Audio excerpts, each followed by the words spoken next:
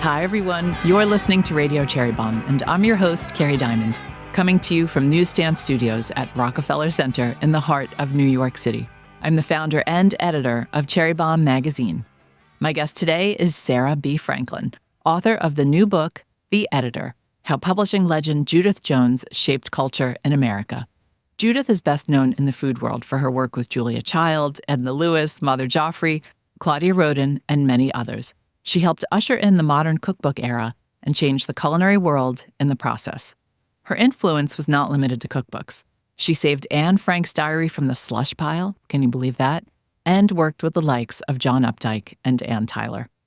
Sara B. Franklin is a teacher at New York University's Gallatin School of Individualized Study, and she is also the author of Edna Lewis, At the Table with an American Original. Sara joins me in just a minute to talk about Judith and the email that led to their friendship, and in turn, this book.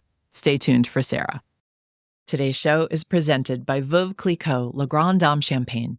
If you are a longtime listener, you know that my preferred drink is champagne. I'm thrilled when I see Le Grand Dame on the wine list or at a friend's dinner party. The Maison's newest vintage cuvée, Le Grand Dame Rosé 2015, is an exceptional champagne that celebrates the visionary spirit of Madame Clicquot and honors her love for Pinot Noir. Echoing her own words, our black grapes produce the finest white wines. Le Grand Dame's latest cuvée blends the 2015 vintage with Pinot Noir red wine, creating a harmonious mix of spice notes like pepper, nutmeg, and clove, along with delicate aromas of red fruit, rosé, and violet.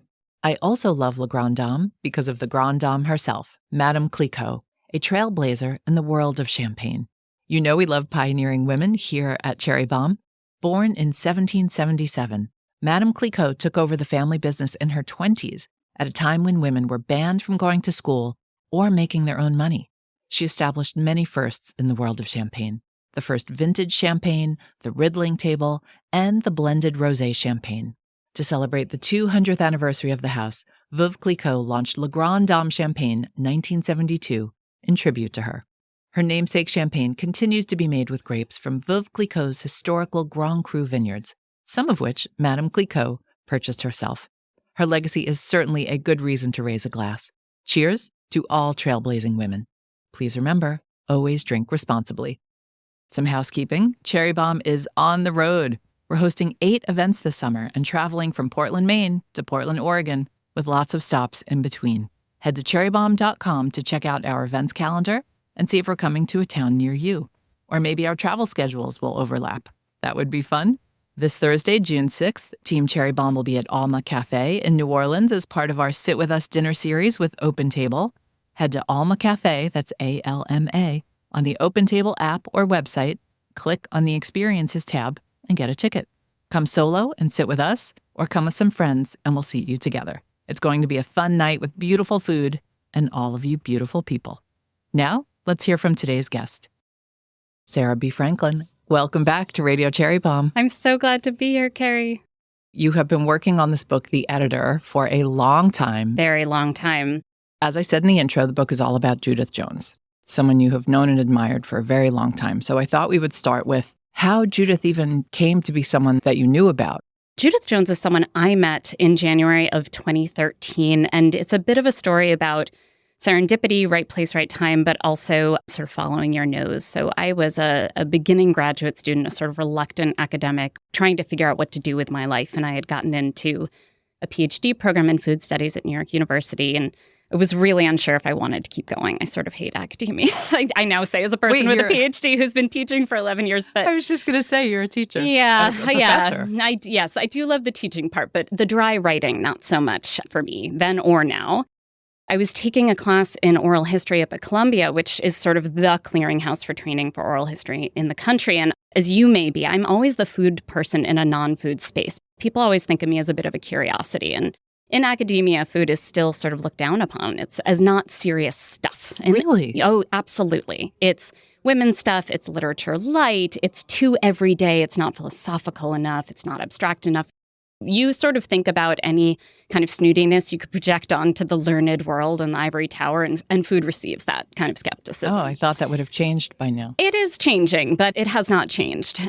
One day during break, my teacher who ran the center at the time was looking through her emails, and that center received voluminous requests asking them how various people could do oral histories of particular individuals or potentially of whole staffs or institutions. They wanted to sort of archive the history. I was peering over her shoulder. She wasn't listening to me while I spoke. She was checking her email, and I was trying to get her attention. And so I just sort of started looking at her emails while I kept sort of trying to get her attention. I saw in the subject line, Judith Jones Oral History. I'm admitting something I should never have done, but I'm so glad that I did.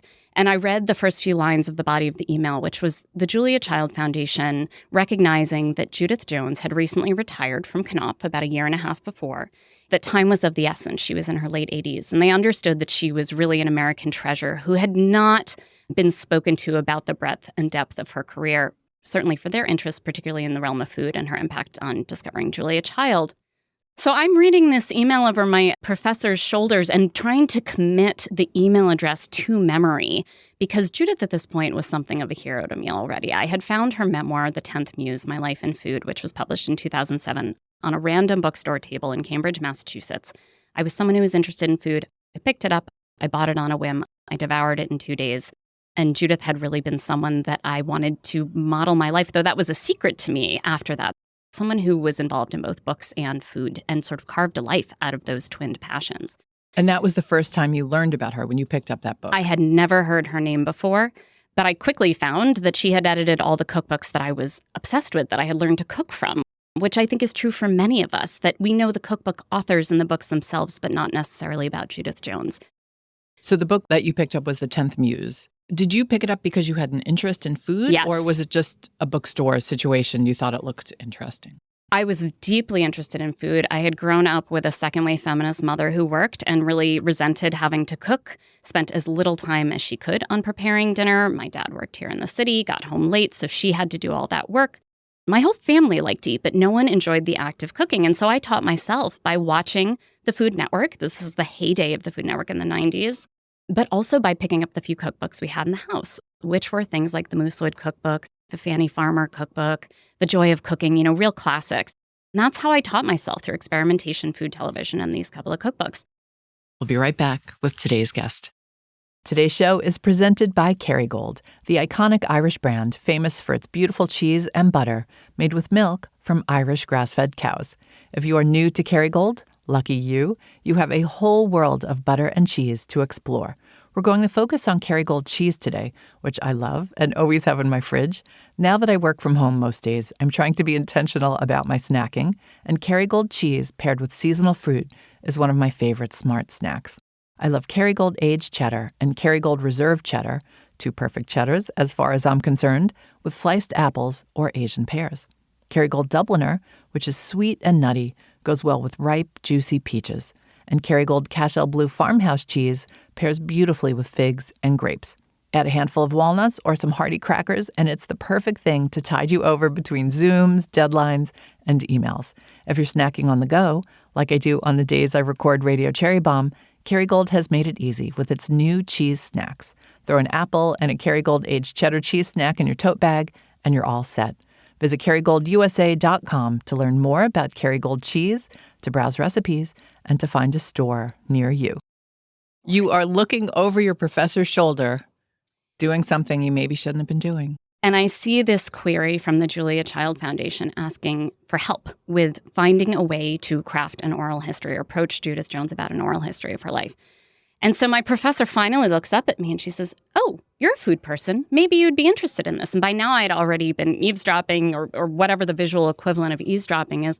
I had committed the sender's email address to memory. And as soon as class was over, I sent him an email and I said, "Look, I have no chops, but if I can do anything, be a research assistant, I just want to be part of this project. You're talking about my hero here." Wait, we have to stop for 1 second because this is so funny that's how it happened. All of this came to be. Yeah, that was fall of 2012. I had no business doing it, but I knew that I would regret it if I didn't. I just knew in my core that if I didn't do something and someone else got this gig, I was going to be upset.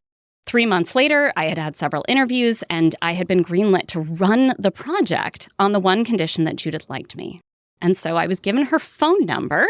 There was no intermediary here. I was given her phone number and told to call her. And anyone who's ever spoken to Judith Jones, She was this tiny woman, 5 feet tall, very slender, but she had a very throaty, deep, very sexy voice, even in her late 80s. So she picks up her phone with this low voice. I was completely shocked that this is what she sounded like. She said, "Oh, I've been expecting your call." And I'm, of course, shaking on the other end of the line. And she invited me to her apartment for tea in about a week's time. And we had a sort of first date, a professional first date. She fed me tea and cookies. I mean, it felt sort of grandmotherly, but Judith was no grandmother figure. I mean, she was this brilliant, totally disarming, mischievous, worldly figure, even in her late 80s. And at the end of about an hour of talking about leftovers and food and travel, she said, "I'll work with you." And 2 months later, in the spring of 2013, we started recording oral histories together, and that took about 6 months. Go back to not grandmotherly. Was she not warm? She was very warm, but I think she was reserved. She kept her guard up, and I think that was after decades of working in publishing, which when she began was very much a man's world. And she was a very private person. She could also be a very intimate and connected person, but she first wanted to know she could trust you, and she needed for her own trust to be earned. And so I think she was on her guard a little bit. This young woman has been sent by a foundation that she didn't have a strong relationship with. She was very, very skeptical of the food scene as a whole. She sort of distrusted people that ran with any kind of a pack and weren't individuals and sort of dipping in and out of different things that they were interested in. I think she sort of worried about people lumping themselves in with a group identity rather than sort of asserting themselves for who they were and how they wanted to be. You're right, it's a very loaded term. I think when I think of grandmotherly, I think of sort of soft, threatening, maybe even like a bit of a shrinking violet, not going to assert their big presence towards you. Those are the kind of grandmothers I grew up with. Certainly not everyone did. Judith was in your face with her curiosity, with her laughter, with her sensuality. And to see someone that vivacious and that embodied in their late 80s, a woman in particular, was not something I had experienced in my life to date. And so I quickly developed something of a crush on her. I mean, I really say I fell in love with her in quick succession. And I felt very fortunate that we got to spend this time together. So she'd give you tea and cookies, but maybe not a hug? It took a long time to get a hug. That took months, Kerry. It was a long time before there was hugging. We have so much to talk about. So maybe let's start at the beginning of her professional career. Like you just said, and you say this in the book as well, publishing was a man's world. Publishing was absolutely a man's world. And it's so interesting. So in 1942, she was a freshman at Bennington College. World War II was raging overseas. The whole of the publishing world, like the whole of all American industries, had really been gutted by men shipping off overseas. And so publishing, like other industries, had asked women to step in. And so Judith was from a fairly well-connected New York family, and she knew that she was interested in books and literature.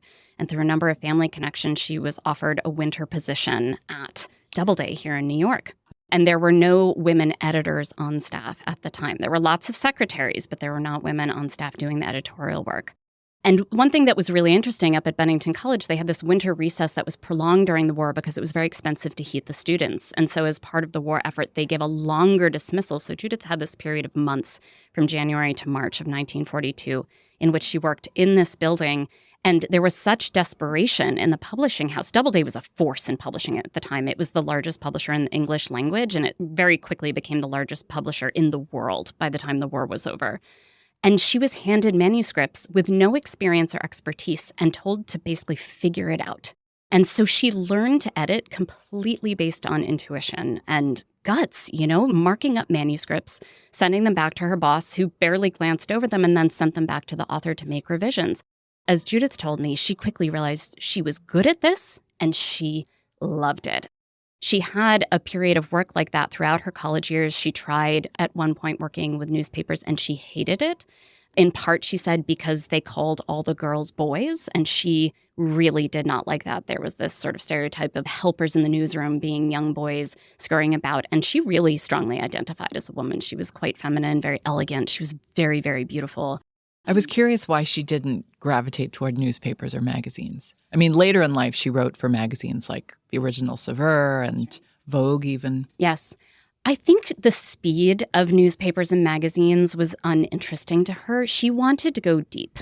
She was someone who really wanted to go deep with working with authors, with cultivating voice, with sort of getting all she could out of a story. And the speed of news magazines a little bit inhabit a middle ground there. But newspapers in particular, especially a daily, right?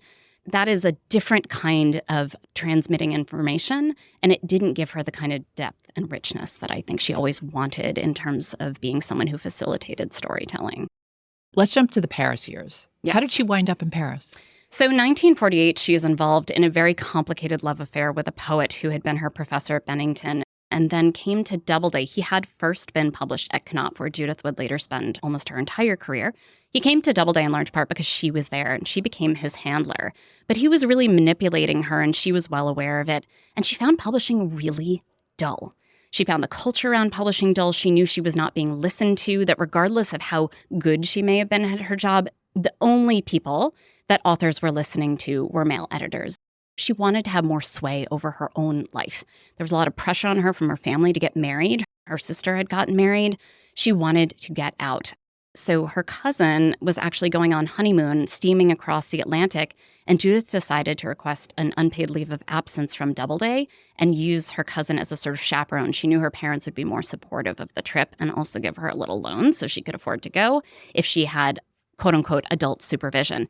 That's how she ended up in Paris in the summer of 1948. It was meant to be a 3-week vacation. She ended up staying for nearly 3 years. Tell us about her career while she was over there. So most of her time in Paris was not spent in a career. It was spent sort of apprenticing herself to life and culture, the sort of flowering of post-war music, literature, and food, really importantly. I think you gave some of our younger listeners a great way to explain things to their parents. I'm apprenticing myself to life, Mom and Dad. I mean, I think it was so wise, right? You have to remember this is before the rise of things like MFA programs. So if you had an interest in arts and culture, you had to find a way to put yourself in the center of it. And Paris at the time was the center of it. It was very cheap to be there in the post-war years. Things, food, heat, apartments were not cheap, but it was cheap to get there and it was cheap to simply sort of be there. Coffee, wine. You could sit at the cafes. Also being an attractive woman, she was having truly most of her meals and drinks bought for her. She was a tremendous flirt. Everyone who knew her in her youth talks about it. She really knew how to work her sexuality. It was sort of part of her playing the system. And so her very first boyfriend there, who was a member of the French resistance, Pierre Sara was his name, taught her how to cook in his tiny, tiny, tiny Parisian kitchen. And she talked about falling in love with him and falling in love with cooking at once. You know, that the sensuality of that experience, the intimacy of the smells, the taste, the heat, the closeness of the kitchen was just completely transfixed her, right? It woke her up from this kind of post-war malaise that was sweeping across affluent New York, which was really her milieu that she grew up in. That romance eventually ended. He was sleeping around and she got fed up. She was really looking for someone to build a life with there, and she was very cognizant of that. She ended up losing her passport. She was sitting on a park bench in the garden one day, and she left her purse with her ticket home and her passport on the back of a bench. She sort of dozed off. She had had a lot of wine with lunch. It was sunny. It was a beautiful day. She knew she didn't want to go home. She was having a wonderful time in Paris. And by the time she came to, she started to walk away and realized she had left her purse, and she went back and the purse was gone. And so there were a period of a couple of weeks where she was scrambling to try to get a new passport and writing home sort of frantically to her parents saying, really, what I want to do is stay. And they were saying, you must come home. You know, it was totally improper to be staying in Paris. She had no job. She had no chaperone. What are you doing over there? And she used it to her credit. She really figured out how to use it to get permission to stay. Her parents wired her a little more money in the interim. And by the time she had sort of put her foot down and said, I'm staying, and a new passport had come in, she had quickly moved on to looking for new jobs. And one of them was with Weekend Magazine, which was a publication of Stars and Stripes. That was a U.S. military newspaper. And she cold called them sort of out of desperation. She had been given a list of people in media. They sort of said, well, you know, we're busy. They had just moved from Germany to Paris. A bunch of guys working in a newsroom. They were pretty overwhelmed with a glossy weekly. We could use a little help. So why don't you come in an interview? And that very first day, she met the man who would become her husband. And that became the reason that she ended up staying in Paris for almost 3 years. She was deeply, deeply in love. We'll be right back with today's guest. Our show is also supported by Le Creuset. Le Creuset is one of the most coveted kitchenware brands around, thanks to their legendary enameled cast iron cookware made in France. I have Le Creuset's Dutch oven in white and a small saucepan in meringue, and I treasure them and use them all the time. Now, Le Creuset is inviting us to bring that same sophistication and quality outside with their Alpine Outdoor Collection, specifically designed for cooking over an open flame This durable, high-performance collection will enhance any grilling or backyard barbecuing you have planned for this summer, or maybe all year round if you're one of those folks.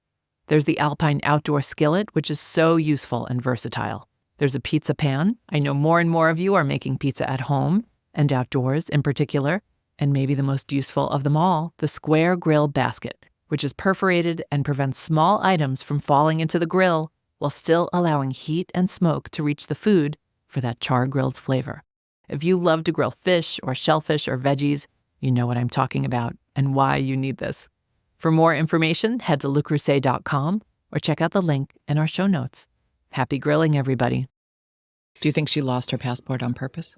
Good question. Knowing Judith, there's a pretty good chance that there was a subconscious intention behind that. So Weekend Magazine also folded pretty quickly. They couldn't keep up with the production costs. They weren't great business people, good journalists, but not particularly good business people. So both she and the man who would later become her husband were out of job. Again, sort of serendipitously, her former boss at Doubleday, Ken McCormick, wrote a letter. He knew she was in Paris. He had passed through in the summer of 48. They had had a lunch together. Doubleday was opening a Parisian outpost for the first time. They wanted to scout European talent, and they also wanted to be able to facilitate travel for their American authors overseas. He knew that Judith was good, but he also knew he couldn't put her in charge. She was a woman and she wasn't experienced enough. And so he appointed a male editor, and he asked that editor to take Judith out to eat for them to meet because he thought Judith would make a terrific secretary for him, but he didn't really give him an option. And Judith got a job at Doubleday in Paris. And that leads us, of course, to Anne Frank. Tell us the Anne Frank story. So one very cold winter afternoon in 1950, Judith was left alone in the Parisian office. Her boss went out to lunch, and he left her with a stack of manuscripts he had already decided Doubleday should pass on. One of them was The Galley of the Diary of Anne Frank, which was already being published in French and German, but had been rejected by a number of English language publishers. And Judith was really taken by the photograph, the iconic image that we all know of Anne Frank's face on the cover. Her boss was nowhere to be found. He often went out for long, booze-fueled lunches. She knew she had time. She took it over by the fire and sat down and proceeded to read the whole thing. In her telling, she was moved to tears. And when he came back, she stood up and said, "You have got to publish this book." And he was sort of incredulous. And he said, "What, that book by that kid?" And she said, "You need to send it to New York. Doubleday should publish this book." And it was really an affront to his authority. And she knew that. But to his credit, he did give it a second look. And he did decide to send it on to New York. 2 years later, Doubleday published The Diary of Anne Frank in English, and it remains a publishing phenomenon all over the world. It is one of the most read pieces of published literature, certainly of memoir in terms of Holocaust history, Jewish history, but also as a woman's voice, as a girl's voice that was given credit in public life. It was a really early example of that. So it tells you a lot about Judith, that as a young woman herself who was displeased with the constraints of her life, with what femininity and womanhood in the post-war years had to offer her, with a quite privileged upbringing, she knew what was expected, which was a society life, to become a wife and a mother and to really hang up her smarts and not show them. That she saw something in Anne Frank's voice and in her story which demonstrated a kind of moxie and guts and a desire to be seen and heard that I think connected the two of them right off the bat. Judith was not given credit for her role in that book until much, much later. And in fact, when she came back to New York a couple years later, they refused to give her a job, even though they recognized that she had been responsible for sending the manuscript back to New York for that second look. You wrote something interesting, I think it was maybe in your intro, that ultimately with the 10th Muse, you were left somewhat unsatisfied because you felt that she didn't explore much of her interior life. Now that you've had the opportunity to go through all of her personal papers, and we should actually talk about that because people might be wondering how you know all these things about Judith. You had her own writings, 3 books, right, that she had done herself, articles that she had published, but that's not enough to write. Not even remotely close. Not even close. An autobiography on. Tell us how you know so much about Judith. So they were the 6 months of our formal work together, which always began by cooking lunch together. She insisted. I later learned it was something she did with a lot of her authors as well. I think it was a kind of foreplay, honestly. She understood that people loosened up. We always cooked together. She did not cook for me and then serve me lunch. I think about how brilliant that was as an editor, right? Learning to sort of put someone at ease. She would ask me a lot of questions about my life, so sort of drawing me out. So she understood who she was conversing with, what I was interested in. So we kind of co-created those conversations in terms of both of our interests. But then we remained friends. So our work together ended in 2013. It took place both here in Manhattan, but also at her second home up in the Northeast Kingdom of Vermont. She invited me to come finish our project there. And then we remained very good friends until her death in the summer of 2017. So a lot of our conversations, a lot of the kind of clues I had that there might be more or about some of the more disappointing or painful elements of her personal life were from little sort of breadcrumbs that she dropped in conversation with me in knowing her in those more informal walks, meals, experience and time together. Then there is an enormous archive at the University of Texas. That's where the formal Knopf papers live. More than any one person really could ever get through. I mean, it is the volume. If you think about publishing done entirely on paper before fax and email, it is just overwhelming. Everything is in triplicate. It's just. I think you wrote that Knopf's, they were meticulous. Meticulous. Yeah. Notoriously so, to the point that they drove their staff crazy. The systems were sort of overwhelming even to the people who knew them and believed in the Knopf superiority even within the world. But it was sort of insane that they would have to go through these repetitive processes. And then the faxing and the emailing era seems to have broken your heart, Sara. She did print out a lot of her emails to her credit. I mean, bless her. Honestly, I really was so pleased to find that. But the real gift was that at her family and friends memorial service, which I had been invited to by her stepdaughter, at the end of that service, Bronwyn Dunn, Judith's stepdaughter, pulled me aside and said, I've begun to look around in the apartment in New York, and there's an awful lot of stuff. And I know you've written a little bit about Judith, and I know that you were very dear friends. Do you think you might want to come down and just take a look and maybe help me figure out what to do with it? I had 10-month-old twins at the time. I was completely overwhelmed. I was married to a full-time working chef.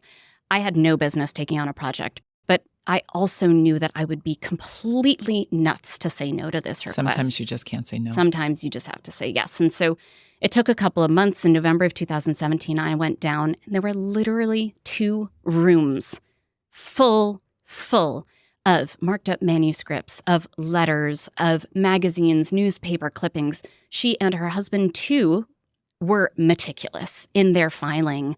There were physical letters dating back to the 1930s that Judith had written home when she spent a year living with her grandmother in Vermont. Her parents had kept all of them, all her airmail letters when she was living in Paris. They had kept things that I really had. I mean, they should be very carefully protected.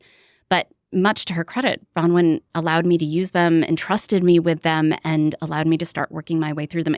It took me a year just to even see what I had. When you walked in and saw all of this, what was your reaction? Or were you just like, oh my God, part of me wanted to flee for the hills. I have to say, it was so overwhelming. And there was a sense of intrusion.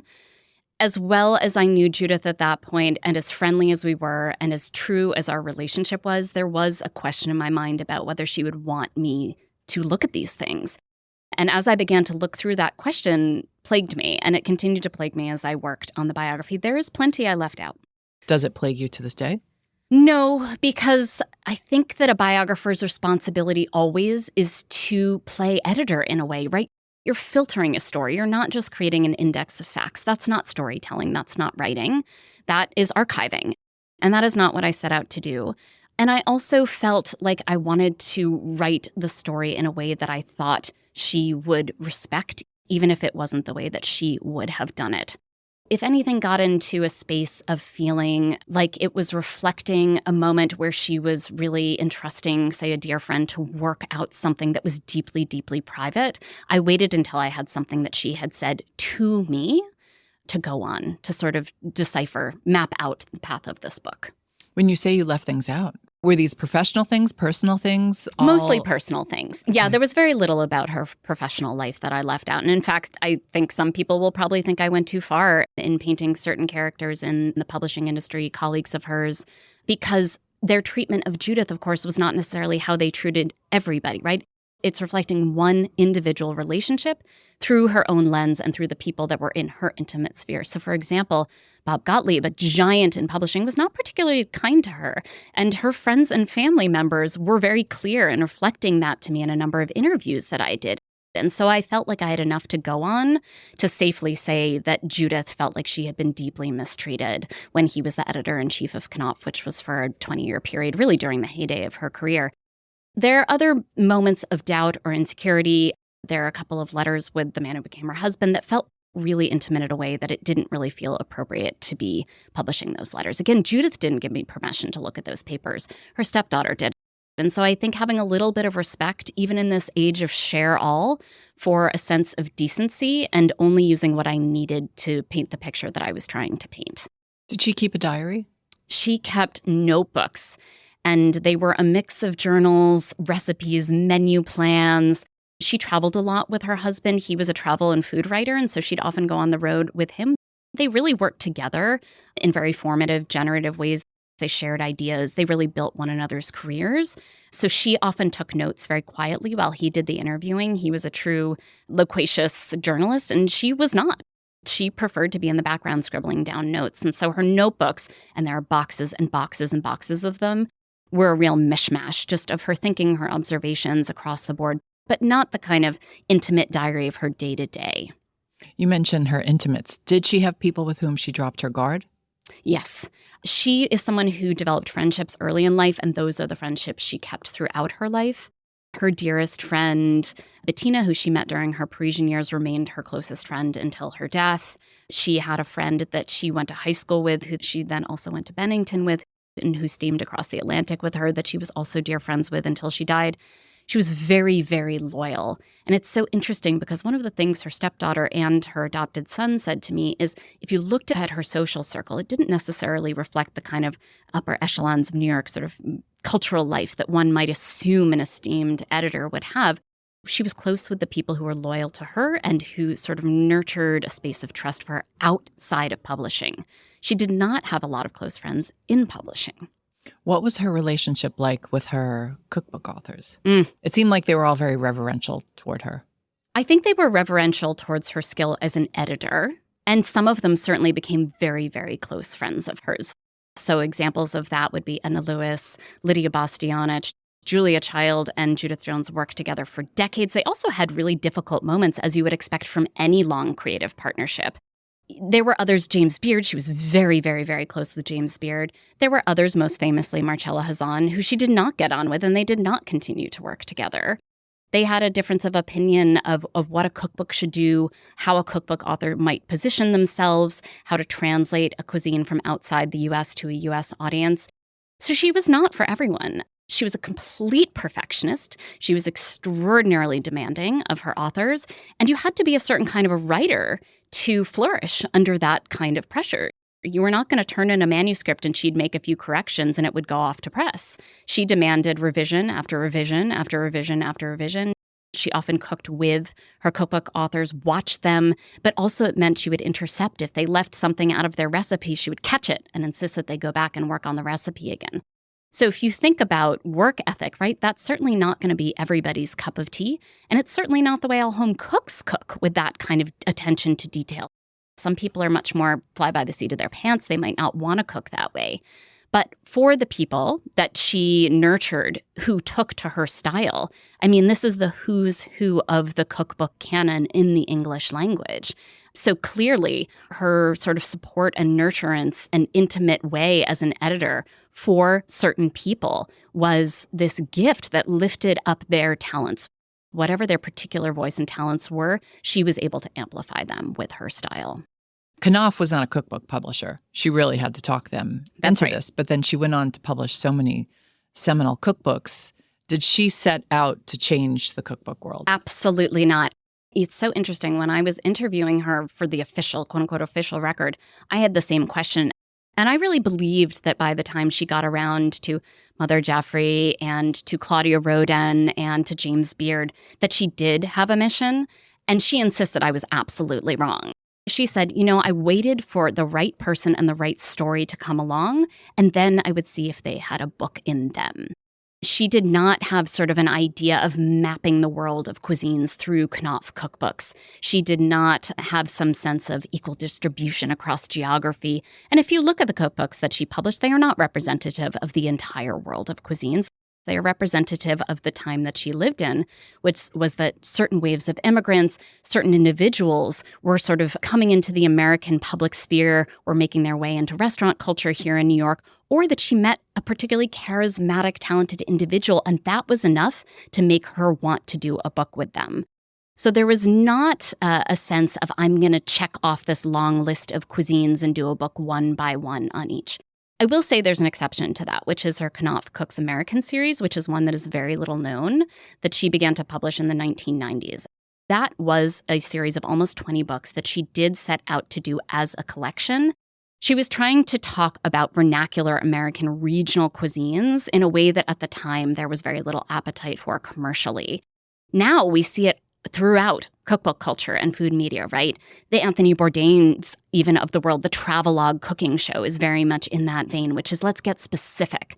But there were not a lot of cookbooks doing that at the time. And so when Judith was writing to, say, a regional food editor of a Tampa Bay newspaper and saying, you seem to really have a handle on what's going on in Floridian cuisine. Might you want to do a cookbook with me? She was truly ahead of her time. Also, there just wasn't all that much interest in American regional cooking at the time. So the series as a whole was a flop. Certain of those books did quite well. Joan Nathan's first book for Judith Jones was part of that series on Jewish cooking in America. But most of the authors in that series would not be names familiar to listeners. That makes Edna Lewis's book all the more remarkable. Yes. Did that come after that series or before? No. Edna Lewis's The Taste of Country Cooking came out in 1976, the bicentennial year, very deliberately.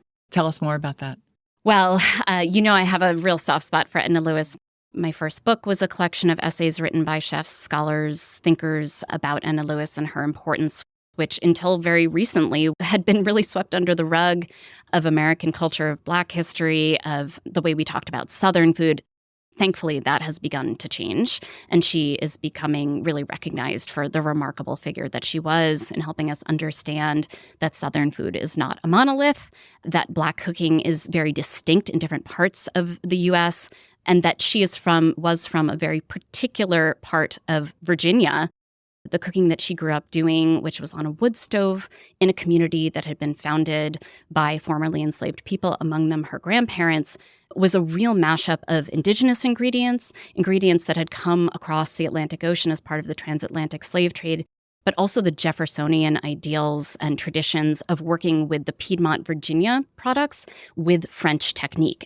And so she had a highly specific vernacular cuisine to her part of Virginia, her place. Edna Lewis was born in 1916, made her way north after both of her parents died and she needed to find work, tried her hand at being a laundress. She was apparently absolutely terrible, wonderful cook, terrible at washing clothes, but remarkable at sewing and designing them.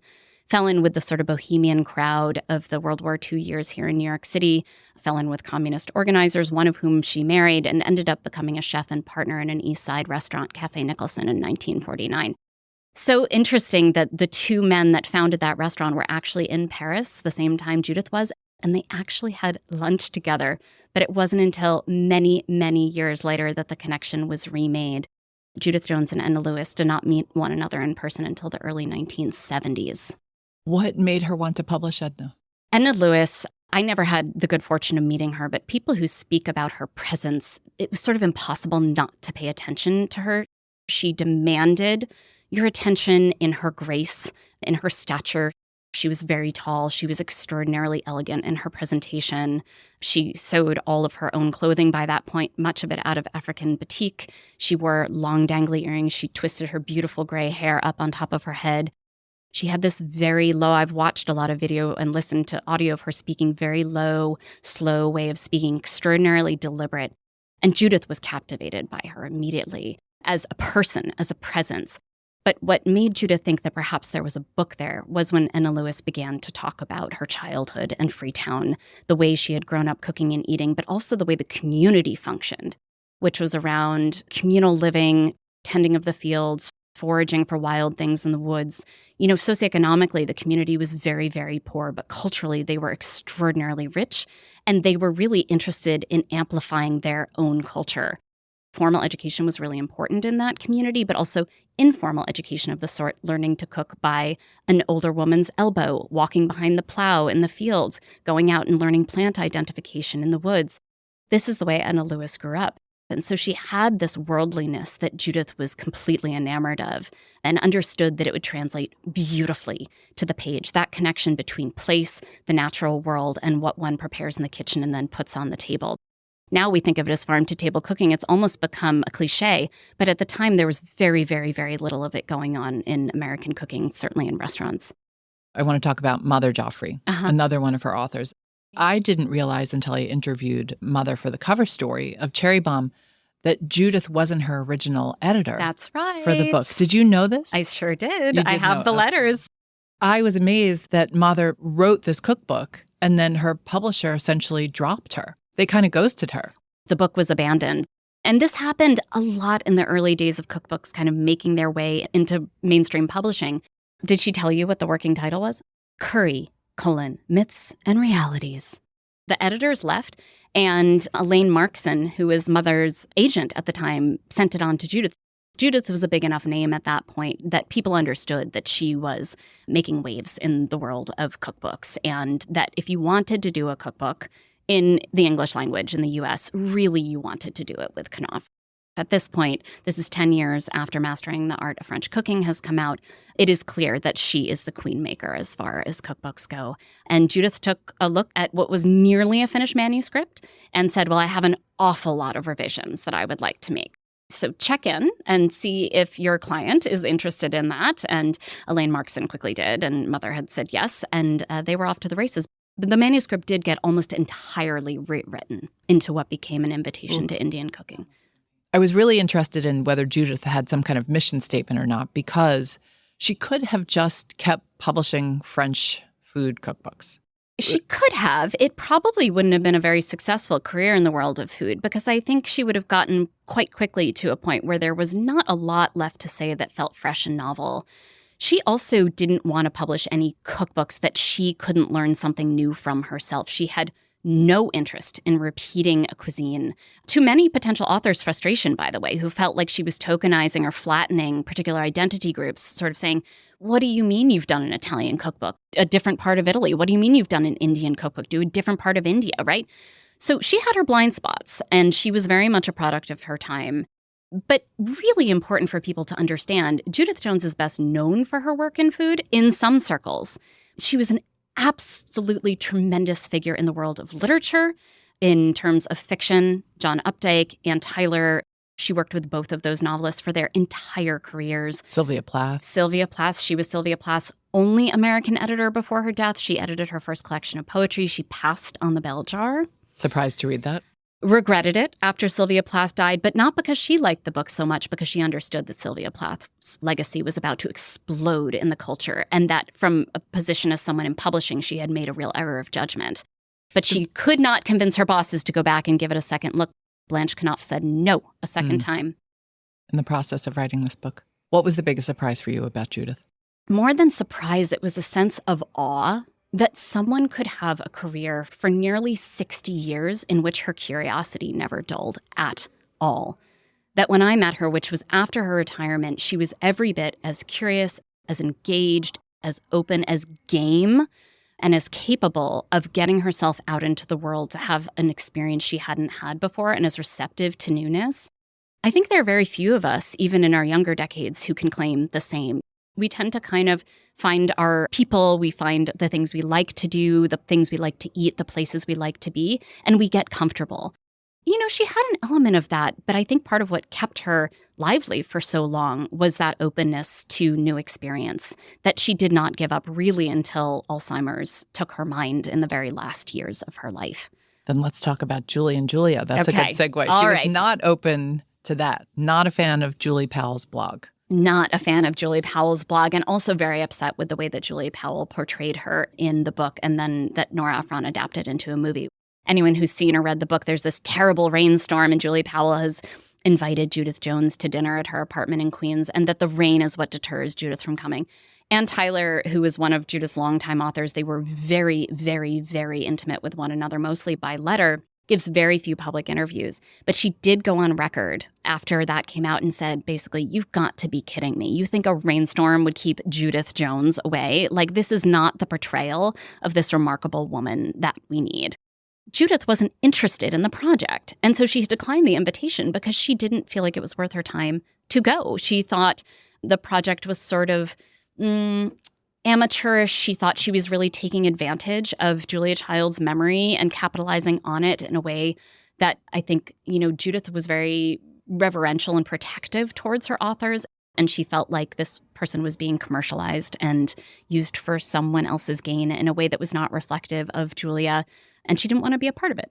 So you think Julie Powell made up that story? Oh, she did. If we are to believe Judith, and also if we look at the rest of the book, which is heavily fictionalized, the Julia Child portrayal in that book is fictionalized. And there's lots of proof to the contrary. Yes, I would say that is made up. I am speculating here. My guess is Julie Powell was disappointed and that this was a convenient way to narrate that disappointment. Perhaps there was a great rainstorm. Perhaps to the last minute she held out hope that Judith Jones would change her mind. Who knows? Maybe she spoke to a secretary who says, I'll pass on the message. But Judith was never going to dinner. And Judith spoke about it on tour for her first book. I mean, she herself went on record and said that never happened. She was very unhappy with the film. Very. Yeah. So she didn't like the blog. She didn't like the film either. She did, I got the sense, respected Nora Ephron. Or maybe Sarah's making face. Maybe no, not. I think she did respect Nora Ephron. She didn't like what she did with that particular story. When you're talking about Julia Child and Judith Jones, and this is a real criticism I have of the HBO Max series Julia as well, the truth is better than the fiction. So why change the story, right? These are important cultural figures who people should know about. Granted, I'm trained as a historian. I do know some of the truth here. But when you have stories this good, why change them? People begin to believe that they are truth, and they're being sold as truth. So I think we need to be careful.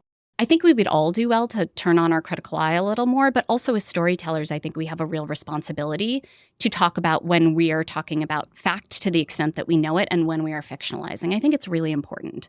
Totally hear what you're saying on that front about fact, fiction, history. But at the same time, would we even be talking about Judith Jones if it hadn't been for Julie and Julia? That's a great question. I don't know that I know the answer. I know that when she died, the turnout for her funeral here in New York City, who were people who actually knew her in publishing, knew her personally, was tremendous, was standing room only, which suggests to me that even only in the world of publishing, there was an understanding that this woman was a giant. And this is my own perception. I felt that perhaps there was a bit of guilt in the room about not having celebrated her more when we had the chance. The food world did at the end of her life. The James Beard Foundation really upheld her legacy towards the end of her life. They showered her with awards. They were really keen to make clear that she really carved out a space for cookbooks and American publishing and helped bring food to the center of American culture in the way that we enjoy and experience it now. Certainly not perfectly, but was really influential in that space. But that her kind of nimbleness across genres, the way that she was being influenced by poetry as much as she was by cookbooks, by fiction as much as historical and cultural reporting, I think very few people know that. And certainly Julie and Julia does not do that story any service at all. Isn't it fair to say, though, most editors labor in obscurity? Yes, absolutely. In publishing houses. Absolutely. Yeah, that's absolutely right. Interestingly, in this calendar year, this 12-month year that we're looking ahead to, that is beginning to change. This is the first biography of Judith Jones. There is a biography of Catherine Angel White, who helped make The New Yorker and really published a lot of their first women writers. The second, but the first commercial coming out about her. And there is the first, thank goodness, biography of Toni Morrison as an editor of Random House coming out next year. Not only are these 3 literary editors, but they are 3 women literary editors whose influence has been swept under the rug when we talk about how stories have been made in American literature. To the extent that we do understand what editing, what it looks like and who does it, we have heard from men in books written by men. Let's talk about Julia on HBO Max. I know you are not a fan. Not a fan. Tell me why. Again, we have these tremendous figures of history that are being portrayed in the spotlight. Julia Child is not invisible to many, but certainly the show is exposing her to a new and younger audience, refamiliarizing her to the audience that learned to cook from her. And it's so interesting. So many of the emails I have gotten about this show are asking, is this true? That's what people want to know. And my answer to most details is I can't tell you for sure in some cases, so I'm not going to pretend. But where I have seen the show diverge from truth, It has been in ways that I think are pretty unforgivable. For example, the idea that Julia Child introduced Judith Jones to James Beard is completely incorrect. Judith cold called James Beard to introduce him to Julia Child, hoping that he would celebrate mastering the art of French cooking and help sort of fet it when it came out in 1961. So that story is backwards and decentralizes Judith. I will say the opening scene of that series is when I sort of had a hard time coming back from it, where Julia Child is in a doctor's office. And what is completely glossed from that story is that she had a hysterectomy right before mastering the art of French cooking, right before she went on tour. So in between the publication in the fall of 61 and January of 62, when she went out on tour with Simone Beck, she had a hysterectomy. She had not been able to have children. She desperately wanted children. And when she and her husband moved back from Paris, it had been recommended that she have a radical hysterectomy, which was often the quote-unquote treatment for infertile women at the time. Take out all the equipment. And she was devastated. So this idea that we begin that moment with a quote-unquote diagnosis of menopause, which completely glosses the disappointment of having had an idea about how she wanted her life to go, and that in fact her seriousness around learning to cook was in large part a coping mechanism with trying to fill her time and find new purpose in the void of being able to have children. This is not me making an argument for women having children as their sole or primary purpose, but to suggest that she sort of spontaneously burst onto the scene, or that, she had this sense that she was just going to wait until the right time and then she was going to go to WGBH and pitch a television show, is completely false. It was a winding path, as most people's lives are. She had 2 years in between the book coming out and when she went on television, and those years mattered. She began to transform and redirect her life, in part because of a large disappointment and a new opportunity that she had been given, both to publish the book with Knopf and then to go on TV 2 years later. So I think, especially when we're talking about women's history, which has been so sort of tidily summed up, so misrepresented, when women's private lives, especially the histories of their bodies, has been really denied from a public space, to perpetuate that in the 21st century feels to me like an egregious misstep.